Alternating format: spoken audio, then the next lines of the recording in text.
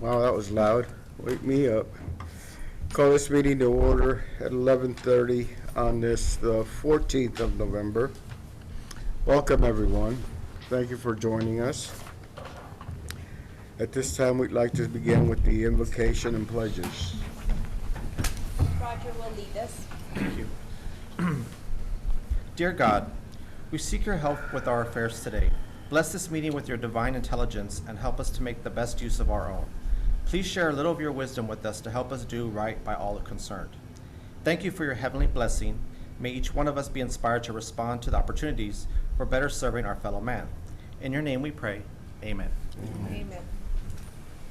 I pledge allegiance to the flag of the United States of America and to the republic for which it stands, one nation, under God, indivisible, with liberty and justice for all. Honor the Texas flag. I pledge allegiance to thee, Texas, one state, under God, one and indivisible. Thank you, Roger. Thank you. Public comments? Anybody sign up? No. Okay, item 4, consider award of RFP 2324-002, construction manager at risk contract for the Bob Hope Elementary additions and renovations. Mr. Board President, could I ask if y'all would like to get lunch before we start? Oh, yes, thank you. Let's take a break. Sorry, Thomas. I'm gonna do lunch real quick. Move along. And now, Mr. Thomas, the RFP for Bob Hope. And we have given there's an updated board background for this topic on your desk. Billy should have handed it out there in front of you. So that on your desk, you should have the board background and a copy of the evaluation tabulation for this project. So this is RFP 2324-002, the construction manager at risk contract for Bob Hope Elementary additions and renovation project. Is there another one? I can get you one. Here. Here. We're good. Good, Thomas. Sure. I'm good. Okay. So, district staff and O'Connell Robertson, who is the architect on the job, worked together to put together the CMR package that went out for bid on October 12th, 2023. We accepted 4 bids, and bids were for pre-construction and construction phase costs. They ranged from $735,500 to $1,150,875. As you can see, the ranking is there, and the evaluation is attached. KenCon Constructors LLC came out the highest. They were the low bid, so that there was a large gap between them and the next contractor after we did all of the reference checks. So the district staff is recommending that the board approve KenCon Constructors LLC as the best value for the district on the CMR for the Bob Hope Elementary additions and renovation project for a contract of $735,500, and it will be funded by the 2023 bond. Now that $735,500 is based on percentages of the budget of $7,250,000. So when the final GMP comes in, that $735,500 could go up or down a little bit based on what the final GMP is and what the construction costs are. They've done work for us already, right? Yes, sir. They've done. They actually were the ones that came in and took over Bob Hope when we had to fire the contractor back in 2012. So, but they've done multiple jobs for us since then, and they are actually the contractor recommended for the new central office. And we did verify that the team that they have put on the Bob Hope job that they're recommending as project manager superintendent, it is a different team completely from who they have here at the central office job, so they have the capacity to do that job. Thank you, Thomas.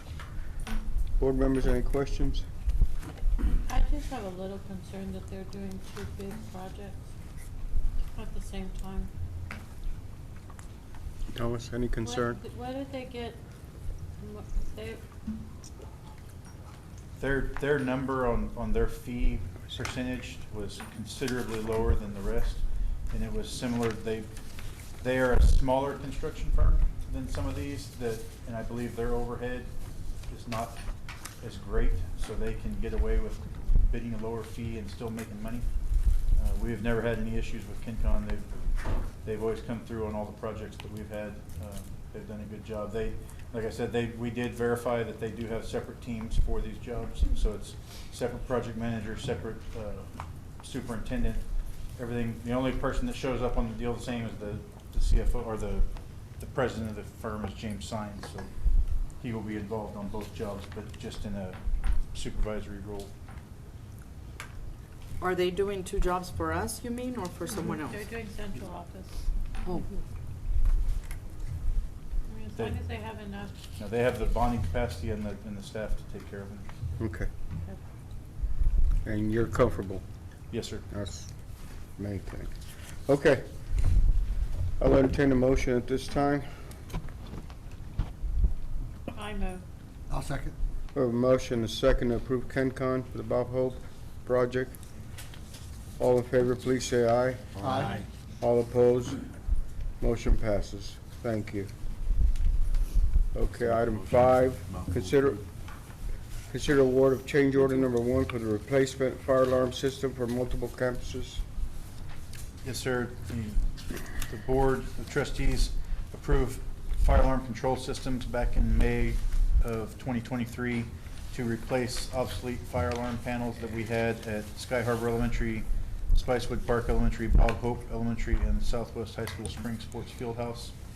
In between the process of when that job was bid and when we completed it, the city of San Antonio made an adjustment in how they read the code and are now requiring carbon monoxide detectors to be tied into those fire panels. That was not something that was originally bid, so we are having to go back now and add anywhere that in the room and any adjacent rooms that has a gas-fired appliance or heater in it has to have a carbon monoxide detector that will go back and report to the fire panel. So if for some reason carbon monoxide is in one of the classrooms that has a gas-fired furnace, the fire alarm will actually go off like if there were smoke in the room.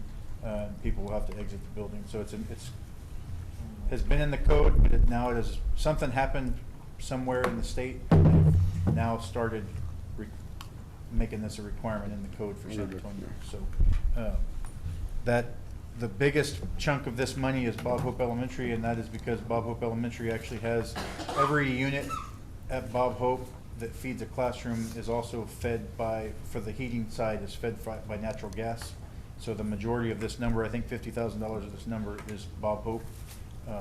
And that Spicewood and Sky Harbor, the only place we have gas-fired appliances is the kitchen. So it's really the kitchen, cafeteria, and adjacent rooms to those.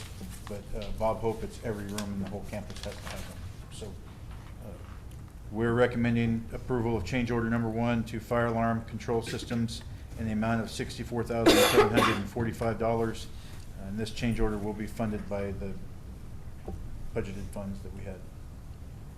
It'll be the same company that was Yes, sir. original. It's the same company that did the fire alarm Yes. replacement. Okay. Questions? We have a motion. I'll second. We have a second, Daniel. That the board approve change order number 1 to the fire alarm control systems for the amount of $64,745. All in favor, please say aye. aye. All opposed, motion passes. Thank you. Item 6, we're going to move till item 8B is presented. So item 7, consider approval of the Southwest ISD District of Innovation Plan Amendment. Who is that? Adrian Ramirez will be presenting this. Hello, Hello. board members, senior leaders, Dr. Ball. Last month, we brought before the board a request that our District of Innovation Plan, our current District of Innovation Plan, be amended. The amendment that we were hoping to add to our current plan address teacher certifications, specifically certifications in the areas of advanced academics, CTE, librarians, hard-to-fill core content areas, and dual credit courses and campus administrators as well. The what this amendment would do is it would allow the district some flexibility regarding hiring for some of these hard-to-fill positions. Wanted to bring this back to the board to emphasize one additional aspect of this particular amendment, and that is that this amendment would not apply to courses associated with bilingual education, special education, and pre-kindergarten. So that was the one thing that we wanted to add to the information that was shared previously.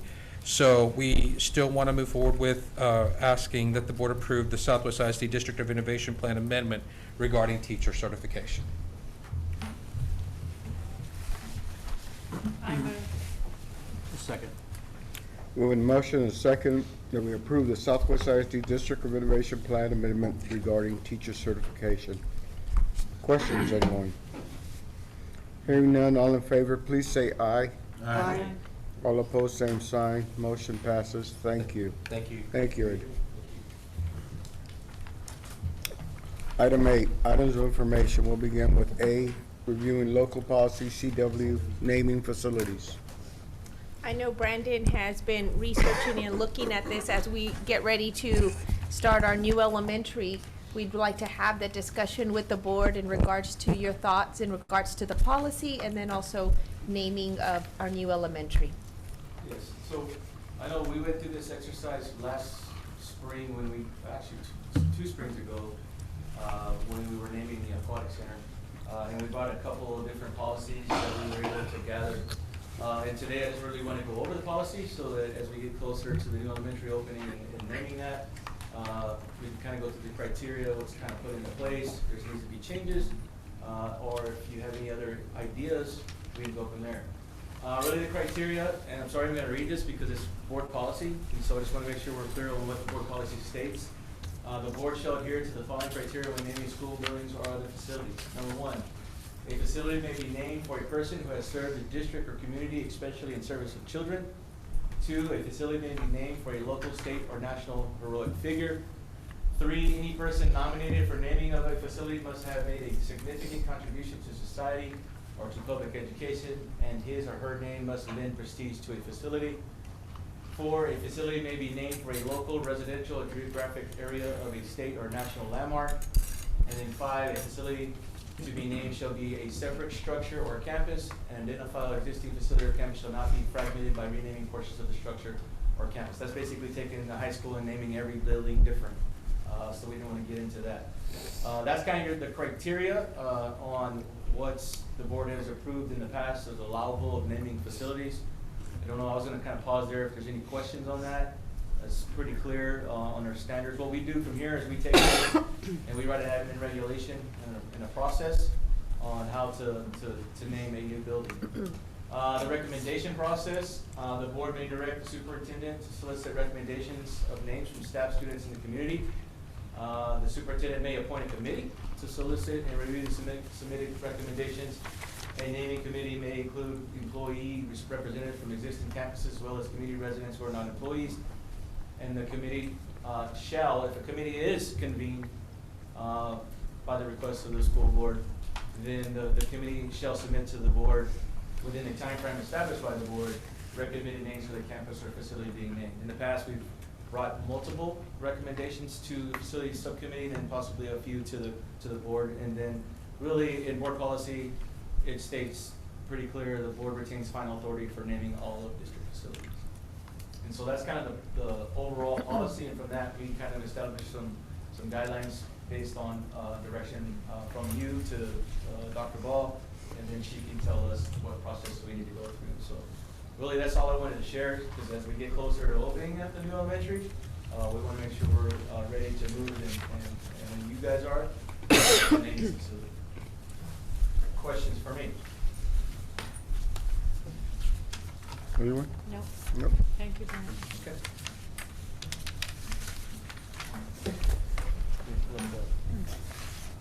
Okay, Bob Hope Elementary additions and renovation project schematic design and review. Yes. So with us today, with O'Connell Robertson, Stella Vanderwally, and James Moore here to present the schematic design presentation, and after that, I believe we'll go back to an action item to approve. Yes. I just want to say a few things about Bob Hope. When we were going through the process and studying our demographic study, I know everybody here knows the size of Bob Hope. It's built for about 500 students. So the initial intent of putting it in the bond is to really to add additional capacity because of our area, and that's what's happening in that area and the growth, really to help relieve Spicewood.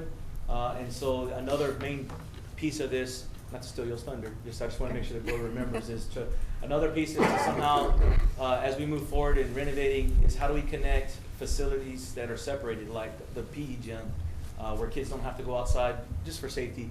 And so part of the process meeting is in this bond was to, how do we add capacity, at the same time, how do we connect the PE gyms back to the school, and then whatever funds we have available, possibly do some touch-ups, some renovation to kind of make the school look nice. And so I'm going to turn it over to them, and that's what they've been working on with our team.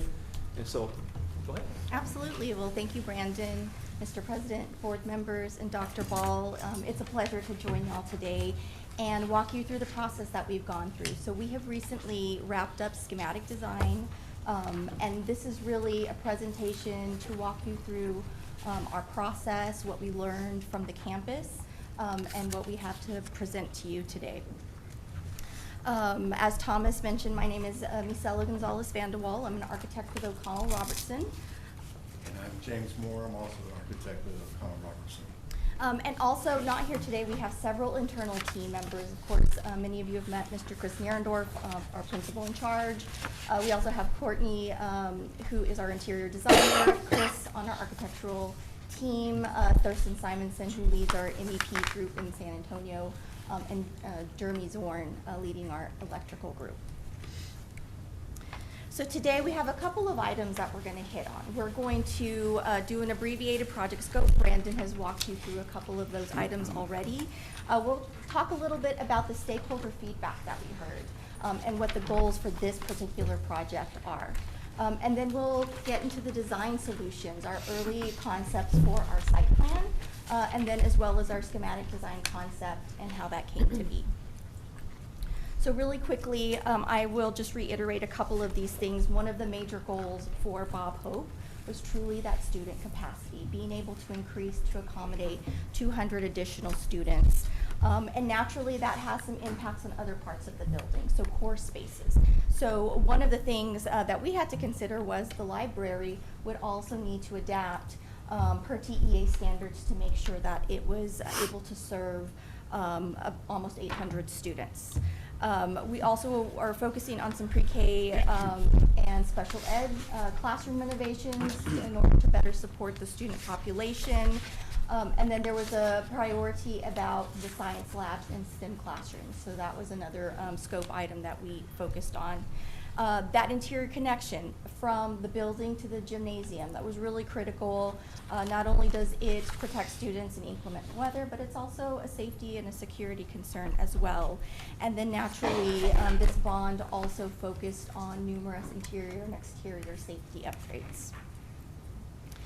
All right, so stakeholder feedback. This is one of my favorite parts of the project.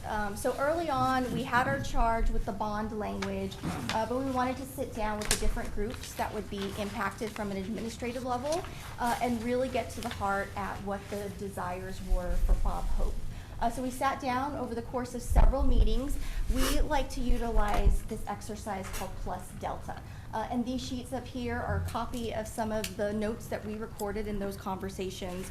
Ultimately, the plus is us asking campus representatives, what works in the school? What do you like? What do you want to keep? The delta, those are things that we want to change, things that should be improved, things that we want to move away from. And of course, the arrow, that means highest hopes. What are your goals for this campus or for your particular space? So we collected all of that information. Our team also visited the campus, took some field measurements, took some initial pictures, and then we synthesized all of that information to help us know how to proceed moving forward. So from all of that information, our team sat down and put together a list of guiding principles. And these are important because these are things that as a design team, as we're moving through the various phases, We want to be tracking back and make sure that we are designing to the highest hopes of our stakeholders. So I'll walk you through the guiding principles. We want Bob Hope to be a place of belonging, a place that feels like home, that instills safety in the students, is a place of pride, and really feels like a family away from home. We want Bob Hope to be a welcoming space for community functions. We know that there are special functions in elementary schools, and Bob Hope in particular, and we want spaces in the building that can really invite the families in and make them feel welcome.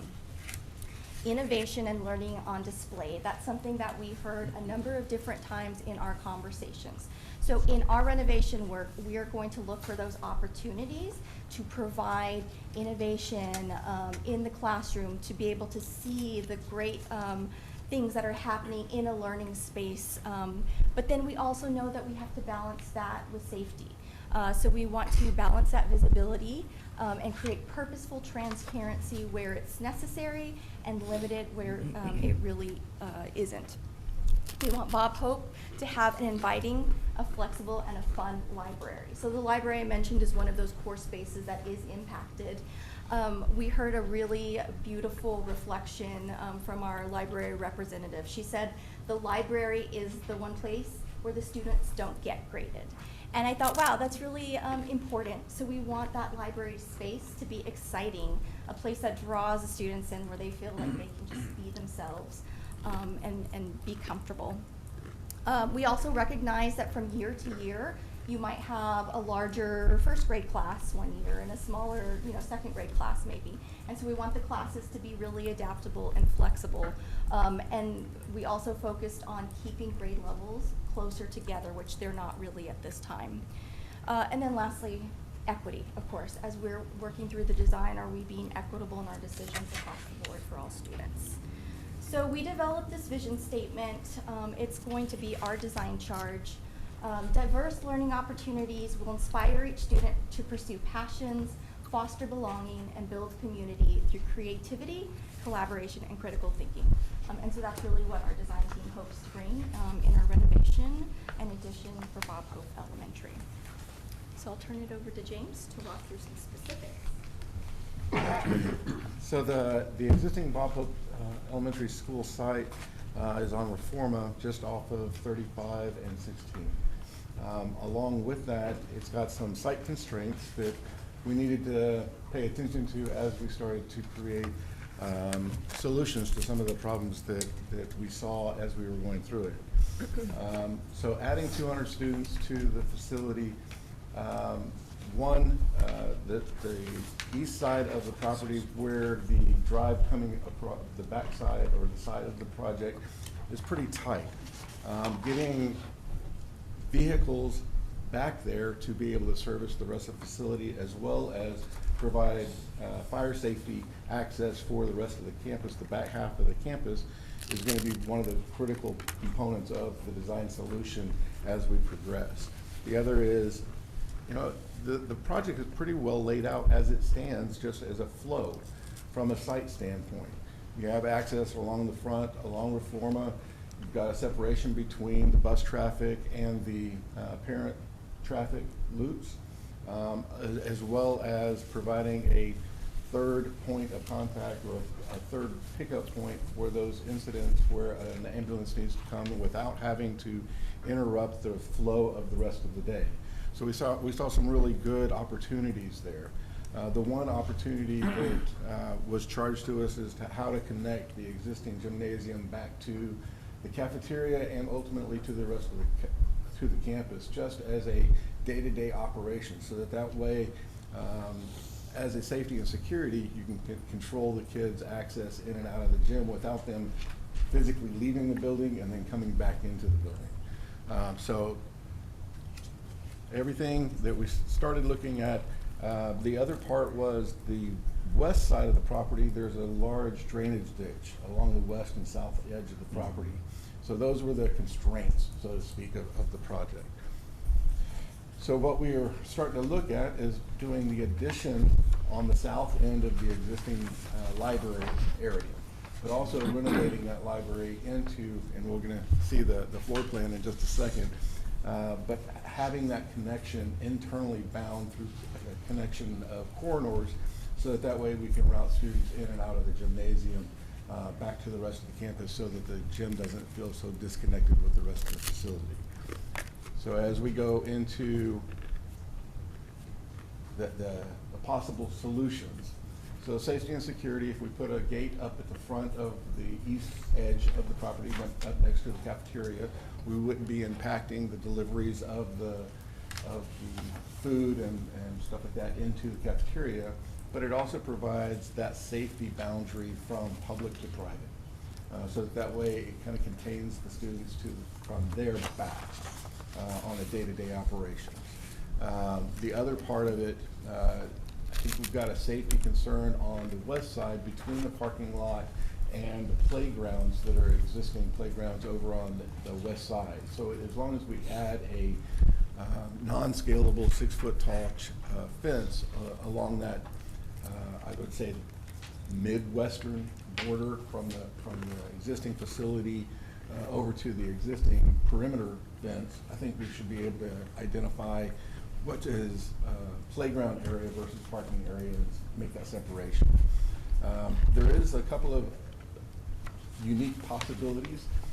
One is the existing ramp coming off of the emergency exit access coming off the back of the library now, the western side of the library. And it's really kind of pointing in the wrong direction if we do the addition to the south. But as you'll see, if we redirect that ramp, then we'll be able to get better access into those other playgrounds on the back side, on the south side. By doing the addition on the south, we should be able to maintain a separation with construction to the rest of the facility. It will be a phased, and we'll need to talk to now KinCon on how we can phase these components of construction, so that way as it goes forward, that we're not impacting the entire campus or the entire school all at once.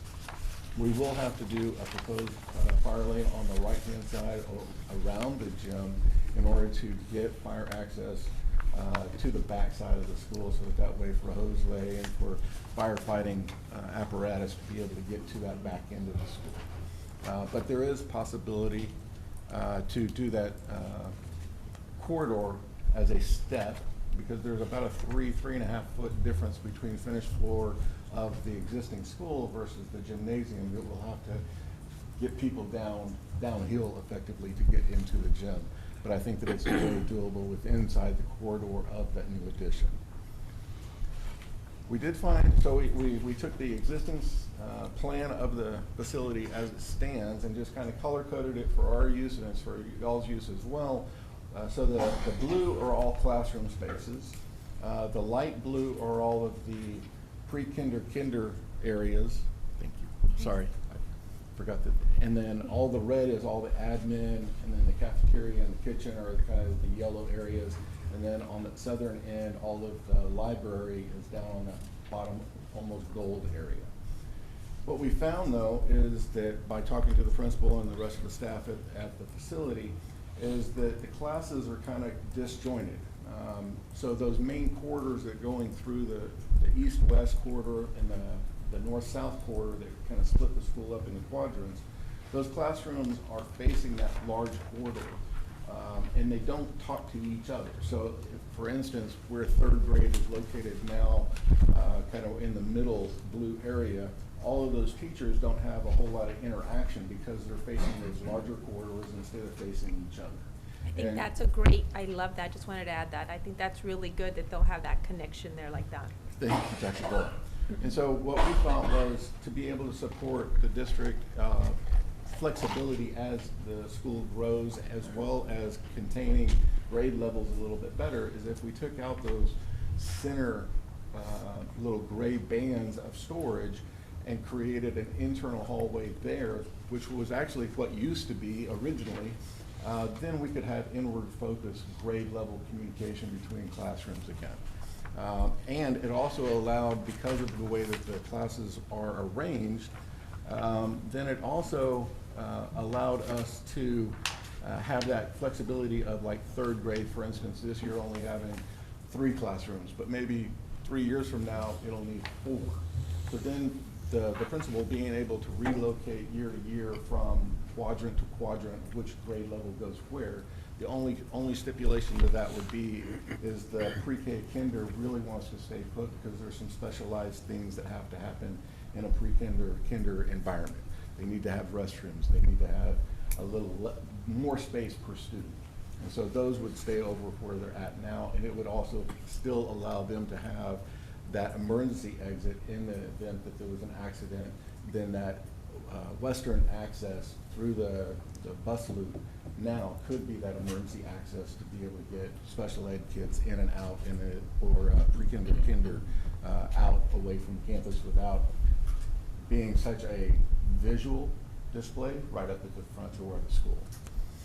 I had a question real quick. Brandon showed this to me yesterday and I loved it, but something that I just thought of is, you know, as the campus is growing and there'll be, you know, more families going there, are we gonna do anything with the parking? Because it already is kind of small. So the parking now, the count by, we can look at it. According to the population and the restrictions for the city of San Antonio, this one falls in the city of San Antonio. We're gonna have on the design development side, we'll have one more study done that's called a traffic impact study. That'll tell us how many more parking spaces we have to add. I don't think because we're already, the school has capacity as it stands to be able to almost adjust internally to get some of that population. So we're not gonna have to add too many parking spaces just to meet the standards or the minimum standards. But we could go back, I'm gonna go back here, see if we can. Because I was just wondering, is the library gonna take any of the parking, So, the new library? great question. So the renovation of those quad where we're gonna replace the library up into the front.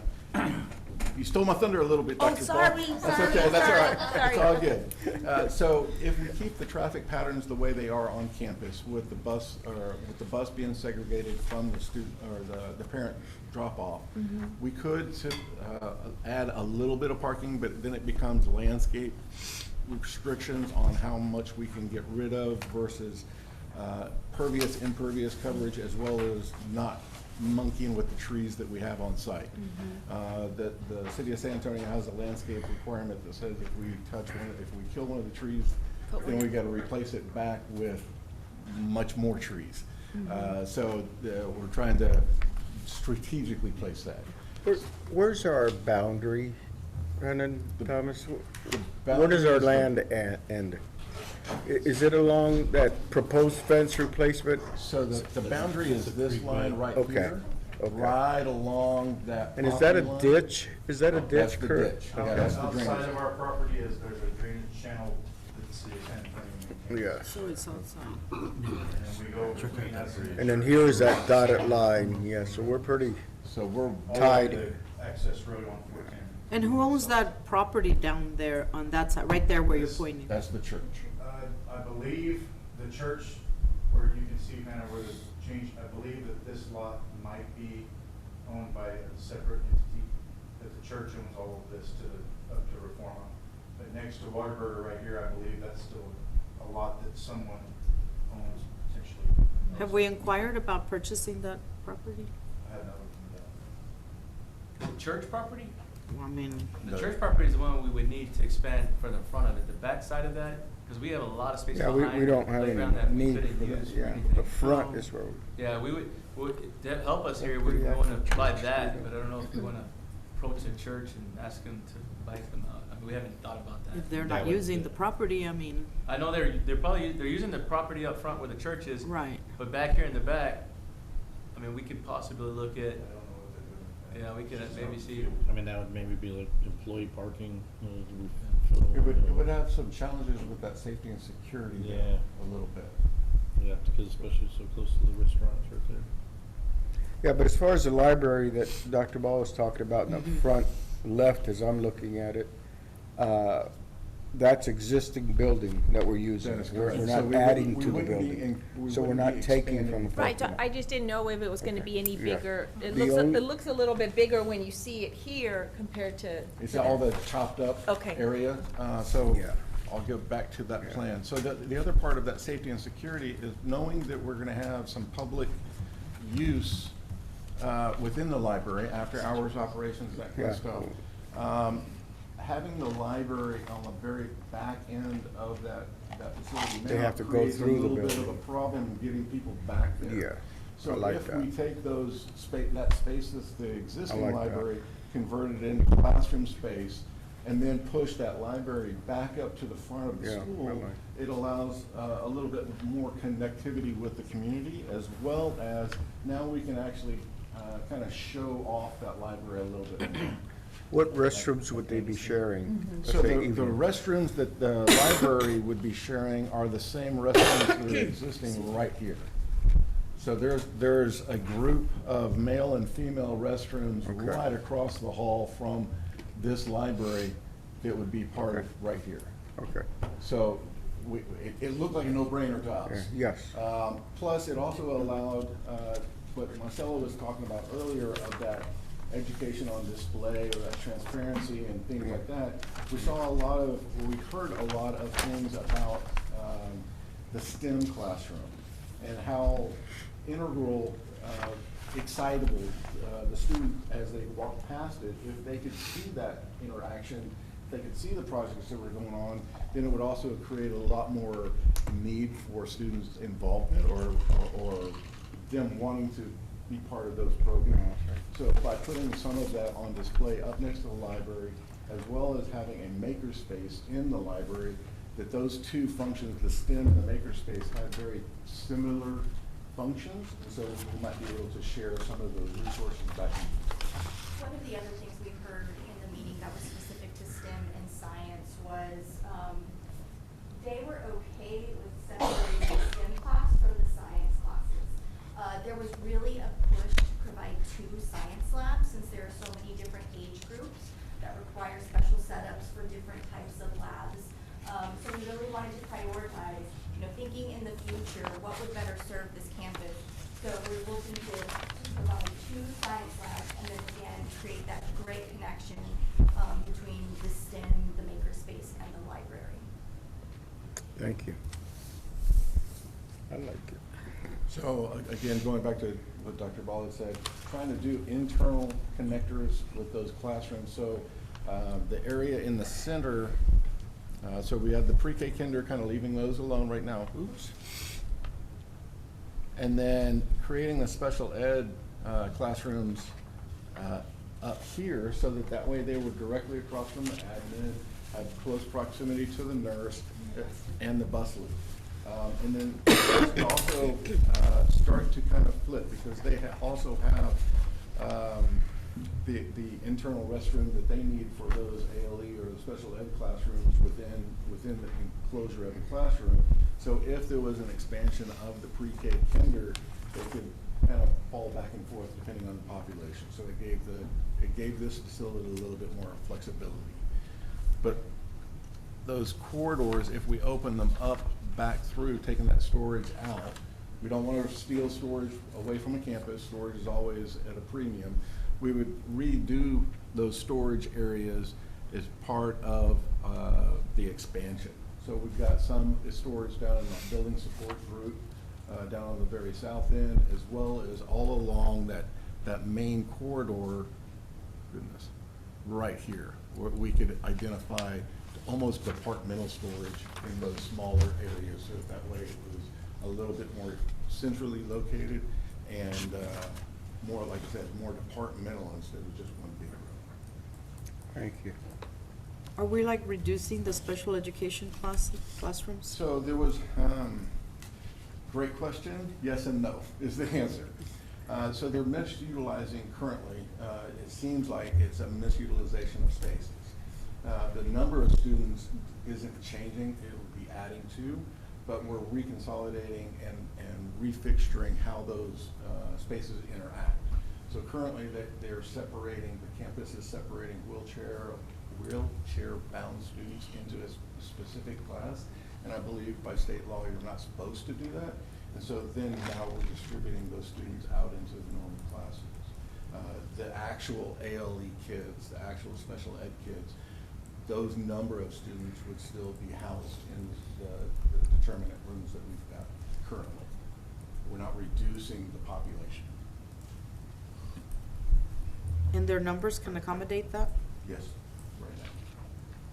So the classroom average size, as a district standard, is roughly 800 square feet per classroom area. Some of those existing classrooms are 850, 860. And so by strategically placing which class in which area of those existing spaces, we're able to accommodate the increased population. Thank you. Okay, thank you. Any other questions? Are you done? As long as Okay. It just sounded like a good time for Yes, questions. Any other questions, board members? If not, I'm gonna go back to item 6. Consider approval of the schematic design we just saw for Bob Hope Elementary, additions and renovations. We have a motion, I second. we have a motion and a second to approve what we just saw. All in favor, please say aye. Aye. All opposed, same sign. Motion passes. Thank you so much. Look forward to working with you. Okay. CASTM update. Yes, sir. Last presentation, first I want to thank Ian Russell from Cast Network here. We have the Cast Network, Jackie Rodriguez here. This is kind of give you an update of where we are. I know last spring we had a great opportunity to work with Palo Alto College and the Cast Network to come to fruition an idea that happened a long time ago. Having our kids attend Palo Alto College, be on their campus, and become Palo Alto students, just like any other college kid. And we started that journey late spring. We started to plan for a fall opening, but we realized that we were really up against time, and so we kind of took a step back and said, let's do it different. And the idea through that time was, let's start with our juniors and seniors in January, and then completely move forward in the fall. At meeting with Jackie and her team, a lot of things came up about that. You know, we planned it that way, we were working that way, our goal was to make that happen. But as you started getting into culture and staying together and having identity, and there's a lot of different things that go into creating a school, the admin team felt like that was gonna pull away from it. Having kids being separated, not working together, not being on campus in all the different clubs that they have, those opportunities would be missed. And then we got into logistics, you know, busing and, you know, how we separate our admin team and our teachers. And so from the request of the leadership from that campus, they are requesting that we go ahead and move forward and move all students to from Cass High School over in January to Palo Alto College. I think that will help with keeping the identity of the Cass Network and the group of students that are currently going there. I think it will help with the recruitment as freshmen start to sign up for next year. They know that they're gonna get to attend Palo Alto College and become a student at Palo Alto and be boots on the ground. And then also, it's really kind of shores up some of the things that we're working through on master schedule and who's going to be on campus and who's going to be over there, and then the logistics of busing. So just kind of working through all those things. We would like to support the principal and the request, and so we wanted to talk to the board about it and just kind of give you the ideas of why we feel like it's a better move. At the end of the day, it's January was going to be juniors and seniors, and in the spring and the fall was going to be everyone anyways. And so it's kind of like removing that Band-Aid. Let's move forward. Let's go through it and let's make it happen. And that's kind of where we are. So we're pivoting a little bit on that planning. I will say that, you know, we were talking maybe roughly 100 kids that were going to move, and now it's about 200, a little bit more. And then I think that we'll just have to work through it. And, you know, we're going to work up to this point. There's a lot of things that have already happened, and we have a lot of meetings moving forward to make this transition as smooth as possible. Well, there'll be, you know, road bumps and things like that, yes, but I think with Jackie and her team, the Cass Network, and all the district staff that's working through this, I think that we feel pretty confident we can pull this off and have a great spring, leading us into next year and helping Cass move forward. Questions about that, or comments about where we're kind of headed? Yes, ma'am. I don't know if maybe I missed it, or I just don't remember it, but when we were discussing the cost, the rental, or the lease agreement and all that, did we ever get any information back on that? I know we said go ahead and work on it and blah, blah, blah. Correct. But did we get a final price? We did get a final price, so, this spring, based on the rooms that we're going to have, it's around $256,000 that it's gonna cost us. I say that, it roughly comes out to like, $31,000 a month or something like that, so what we needed to do this year.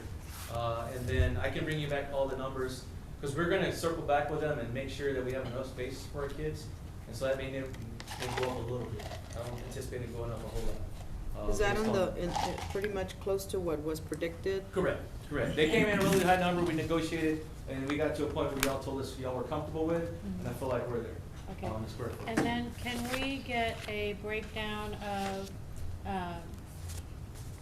what increased transportation costs we're gonna have? What increased food, you Okay. know, all food services, just so we have a better idea of what this is really costing us. Okay, we can do that. I think I hear what you're saying. Transportation, we're working through that, because I think we have to just figure out what that schedule's gonna look Right. like. Because right now, we're doing some shuttling anyways between both high schools. We're just gonna see what that impact is and how many bus drivers we're gonna have to lay over and have work after that last run that they do in the morning. And the thing that we're really working through is concern for us is the afternoon run. Right, So and that's- I'm not saying I want the cost tomorrow. Yeah. I just mean eventually, when everything's all said and done, Yeah. that way we have an idea of what we're, investing above and beyond what we would normally invest in a student. And then, do we have an idea of how many kids currently participate in extracurricular, which causes them to be at the traditional high school? We have that number, I don't know if you know it off the top of your head, Jackie. Is it like 10, 15, 30, 75? Is I don't wanna it give you, below? it's not a significant number. Right. There's not a lot of students. I actually got the athletic stuff, the only one I'm waiting on is the fine arts, so I don't wanna tell you it's this number, then the fine arts I come in. just mean ballpark. I mean, are we Right. looking at 50 kids? Like- No, Okay. no, because we just inputted those numbers for UIL Yeah. realignment. It was less than a dozen. Okay, so Less then, than a like, dozen. to piggyback off pretty that low. question, do we anticipate those kids once, because this is their last year that we're gonna be providing, I mean, that in 2020, this school year, this is the last school year, right? That we're planning on busing kids back and forth to participate in extracurricular. Like I said, we probably need to talk about that, because I think that we are gonna implement that if you come in as a freshman. Moving forward, we are not offering extracurricular. I don't think we've talked about if you're a junior right now and you're gonna be a senior next year, that we're gonna not. Like grandfathering those kids that are sophomores, or freshmen, sophomores, and juniors, right? Seniors are graduating. So these kids that are at Cass right now, they're freshmen, sophomores, and juniors. We would work with them, because it's still a low number, that if you're at Cass, we will still figure out a way to transport you to athletics and fine arts, because you've already made that commitment, we already made that commitment to you. Now, freshmen coming in, we're telling freshmen, if you're coming to Cass, you're not going to be in athletics at the comprehensives, because at Palo Alto, they offer these intramurals, and we're also gonna do some things, and you're also making the choice that you wanna be at this campus because it's Palo Alto. So I just wanna make sure it's clear, because my clarity around it is that we wanna honor the number that we have, those freshmen that are now sophomores and juniors. We will work to like grandfather them till they leave. And we'll see what their decisions are made, because yes, we are changing some of those kids freshmen and sophomore. They made to make the decision to go back to their comprehensive anyways. I just wanna make sure if y'all feel So differently. we're planning on providing, so if I'm a freshman at Cat STEM right now, and I'm in the band, Correct. then Southwest is going to commit to me that I am going to have a shuttle that's gonna take me every day to band practice. Correct. That's kind of the commitment we make. And we're gonna work through that, how that looks, that's the part where we're working.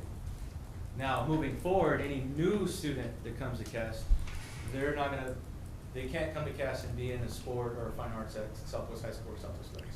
And we may want to look at the option that if they want to do it and they have a parent or guardian that Sure. Yeah, wants. that part, yes. they Okay. wanna still be a part of it, Okay. but we're just not gonna Thank offer you. transportation. I just don't want to totally cut But it my off. only concern with that Yeah. is the travel time. So if I'm in third period band or first period band, whatever, Yeah. and it ends at 9:45, I'm just making up times, but Yes. 9:45, Yeah, I hear then you. it's gonna take me at least 30 minutes to go over to Palo Alto, so then I'm gonna miss 30 minutes of class.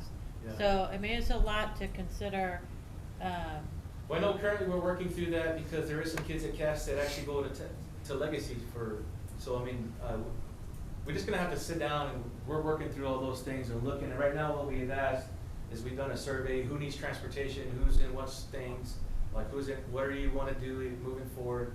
And yes, at the end of the day, it might inconvenience them that they make a decision to say, you know what, I'd rather go back to my comprehensive. And because of this movement, we think that it's really good for Cass High School and the opportunities it's gonna offer. Some kids are gonna have to make some tough decisions. I just think we need, as a board, need clarity on that, because those are the phone calls we're gonna get. Correct. I mean, those, Correct. it's exactly the phone call we're gonna get. Definitely. And so we need a good answer. Okay, and what we'll do is we'll get you the number of those students, how many there truly are. We are gonna work diligently, try to figure out the best scenario to help them get back and forth as much as possible with, and I don't wanna say it's limited resources, but with the staff that we have, we may have to get creative, but we need this to be something that over time is not available because of the concern of exactly what you're saying. You have a kid miss practice because you didn't have a shuttle bus, it's messing with my schedule, my grades. We wanna work through it as much as possible, but that's where we are right now. It's hard to tell a freshman or a sophomore that's going to Cass in sports that we're not gonna provide the transportation since we've been doing it for them, unless the board feels otherwise. I mean, that's kind of where we feel as a staff, that we're gonna try to make it happen as easy as possible. We'll look at the future in the future. And Cass them grows and they wanna have a jazz band, you know, Yeah. we'll help them create a jazz band, or they wanna have a soccer team, you know. But that's down the road. Right now, let's just deal with what we've got. So our plan is in January, start there. On January 9th, be the first day of school, and all Cass students, hopefully by then, we have transportation worked out, we have our extracurriculars worked out, our child nutrition staff worked out, all the things that we're working on diligently. Right now, we are meeting once a week with, every Tuesday morning, we meet with the Cass network, and we meet with Palo Alto and the leadership to discuss high-level things, and then we are actually doing walkthroughs. We have 2 this week with different departments going over there. I'll show you this kind of the schedule. We had some parent meetings, parent meetings coming up. I think in December, we want to take the students over there to let them see and feel the actual campus. We're creating a landing page for the website for the transition. And really, I know this is small, but this is kind of the schedule. Our target date, right now, we have different things going on. Like this week, we're meeting over audiovisual and technology, so our departments are merging with theirs, working out all the kinks. We have a meeting on Thursday about the branding of, all 3 different groups coming together and how we're gonna brand and make it when we walk over at Palo Alto that it looks like it's Cass High School and Southwest ISD. So we're meeting with our Waterboard graphics group to really come up with graphics and signage on how that looks. We have, at the end of this month, we're gonna walk the school. One thing that's pretty good is that when we walk the campus, they've really done a good job with those rooms. But they have a lot of good furniture already, so it's not like we're gonna have to be moving a lot of furniture. Jackie and her team are like, this is really great furniture. They're willing to leave it there for us. And so we're gonna do our final equipment, furniture review, what needs to come out, what needs to come over, and get that planned. There's some painting we want to do to identify it as the Cass Stem High School. And December, we have on December 4th, we're gonna talk safety, security, drills. We've already kind of done that. Now we're gonna finalize that on how we can make it feel safe, because it is an open campus. Palo Alto is just like any other college, you can go in and out, but our specific building, we need to adhere to the state law, because it's still, we're still under those guidelines, and we're working with them, and they're more than happy to work with us on that. And then I know there's on the 1st, the Palomino Fest is what it's called? Palomino Open House. So Palo Alto's having an open house. We're gonna invite all our students to go over, because they do have a lot of clubs. They have a lot of intramurals. They have things that our kids can sign up for as when they become PAC students. So hopefully we can get them to see some of the cool things that they get to offer over there at Palo Alto. And then we've been told more than likely before December 15th that there's students that are occupying, because currently they do have students in those classrooms. They'll probably be out of there for winter break, so that we can get over there and really dive deep into the building. There's not a lot to do as far as the facilities, the maintenance side. and just some painting, some signage, some graphics. So are the students gonna take over a particular area and they will Correct. be there the entire? Correct. So we have actually 2 spaces. We actually are going to occupy the San Marcos Hall. They pretty much moved out of that hall. I think it has 9 classrooms. I thought it was 10, it's 9. So there's 9 classrooms in there. That'll be strictly ours. It'll be our building. Our offices will be in there, the principal's office. So that'll be Southwest ISD Cass STEM High School at Palo Alto.